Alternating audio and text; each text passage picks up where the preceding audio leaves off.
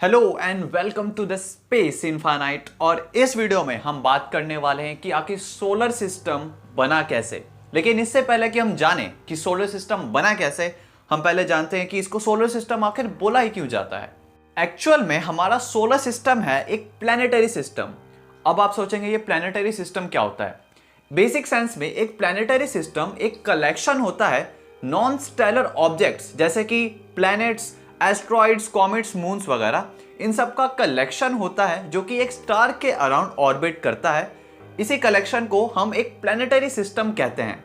और ऐसे ही अनगिनत प्लैनेटरी सिस्टम्स हमारे यूनिवर्स में प्रेजेंट हैं, जिनमें से एक है हमारा सोलर सिस्टम।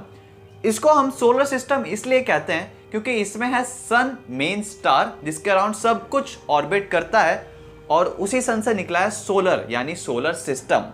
तो ये तो बात होगी प्लैनेटरी सिस्टम की। अब हम बात करते हैं कि आखिर ये प्लैनेटरी सिस्टम यानी कि हमारा सोलर सिस्टम बना कैसे। तो हमारा सोलर सिस्टम बनना शुरू हुआ था आज से करीब 4.57 बिलियन ईयर्स पहले। ये कितना है? लगभग इतने साल पहले।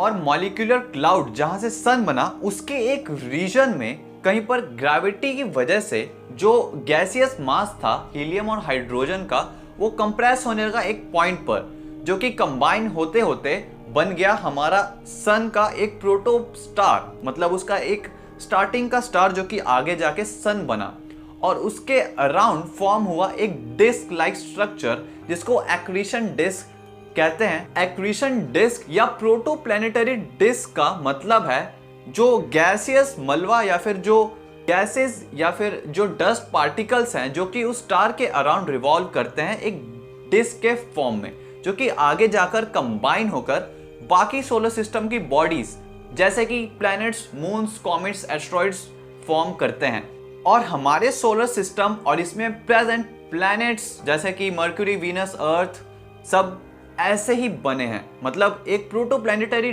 डिस्क से ही सब कुछ बना हुआ है जो कि हमारे सोलर सिस्टम में हम देखते हैं, और सब कुछ जो बाकी मास था वो सिर्फ सन के पास है। इस कंप्लीट सोलर सिस्टम के फॉर्मेशन मॉडल को कहा जाता है नेबुलर हाइपोथेसिस मॉडल, जो कि सबसे ज्यादा वाइडली एक्सेप्टेड मॉडल है हमारे सोलर सिस्टम के फॉर्मेशन के पीछे। इससे कई सारे साइंटिफिक फील्ड्स जैसे कि एस्ट्रोनॉमी, जियोलॉजी, केमिस्ट्री, फिजिक्स और यहाँ तक कि प्लैनेटरी साइंस में भी बहुत सारी चीजें समझने में बहुत हेल्प मिलती है। लेकिन फ्रेंड्स, इसके साथ साथ मैं आपको बताना चाहूंगा एक बहुत ही इंटरेस्टिंग फैक्ट इससे रिलेटेड, कि जब हमारा सन फॉर्म हुआ तो अगर उस टाइम अगर हमारे सोलर सिस्टम में स्टार्टिंग का जो क्लाउड था उसमें थोड़ा और ज्यादा मास होता, तो प्रोबेबली हमारे सन के साथ एक और स्टार फॉर्म होता। जो हमारा जो प्रोटोप्लैनेटरी डिस्क था उससे बनता एक दूसरा और स्टार, ट्विन स्टार बनता, और हमारे सोलर सिस्टम में होते दो स्टार। लेकिन इसमें प्रॉब्लम ये होती कि जो सारा मास था वो दूसरे स्टार में चला गया, तो बाकी प्लैनेट्स प्रोबेबली नहीं बन पाते, ना ही अर्थ होता और ना ही हम अभी ये बात कर रहे होते। हमारे सोलर सिस्टम में बाकी प्लैनेट्स भी इसीलिए बन पाए क्योंकि सन के बनने के बाद इतना मास बचा ही नहीं था कि वो कंबाइन होकर एक दूसरा स्टार बन पाए। इसलिए अलग अलग प्लैनेट्स बन गए अलग अलग रीजन्स में ग्रेविटेशनल कोलैप्स की वजह से, जिससे हमारा जुपिटर भी बना, सैटर्न भी बना और अर्थ भी बना।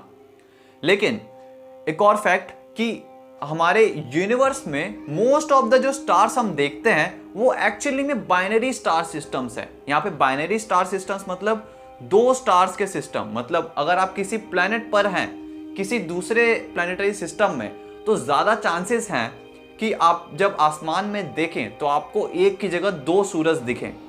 85% ऑफ द स्टार सिस्टम जो कि यूनिवर्स में है वो एक्चुअली में बाइनरी स्टार सिस्टम्स हैं। मतलब हमारा सन एक डिफरेंट केस है। इनफैक्ट जो हमारा सबसे पास का स्टार है प्रॉक्सिमा सेंटोरी, वो एक्चुअली में एक ट्रिपल स्टार सिस्टम का पार्ट है। सोलर सिस्टम हमेशा से इवॉल्व करता रहा है। इसमें अलग अलग इवेंट्स अलग अलग टाइम पर होते रहे हैं, और फ्यूचर में भी ऐसे इवेंट्स होते रहेंगे जो हमारे सोलर सिस्टम के अभी के जो शेप है, अभी की जो कंडीशन है, उसमें बहुत चेंजेस लाएंगे। आज से करीब 5 बिलियन ईयर्स बाद हमारा सन एक रेड जायंट के फॉर्म में खत्म हो जाएगा। अगर आपको नहीं पता कि रेड जायंट क्या होता है तो आप वीडियो देख सकते हैं, मेरे चैनल पर अपलोडेड है। अगर हम बात करें रेड जाइंट के बारे में, तो रेड जाइंट तो बहुत टाइम बाद होगा। तो हो सकता है कि कोई नियर बाय स्टार जो हमारे सोलर सिस्टम के पास से निकल रहा हो, उससे ग्रेविटेशनल इन्फ्लुएंस की वजह से ही हमारे सोलर सिस्टम का कोई प्लैनेट या तो डिस्ट्रॉय हो जाए या तो हमारे सोलर सिस्टम के बाहर चला जाए इंटरस्टेलर स्पेस में। कुछ भी पॉसिबिलिटी हो सकती है आने वाले फ्यूचर में।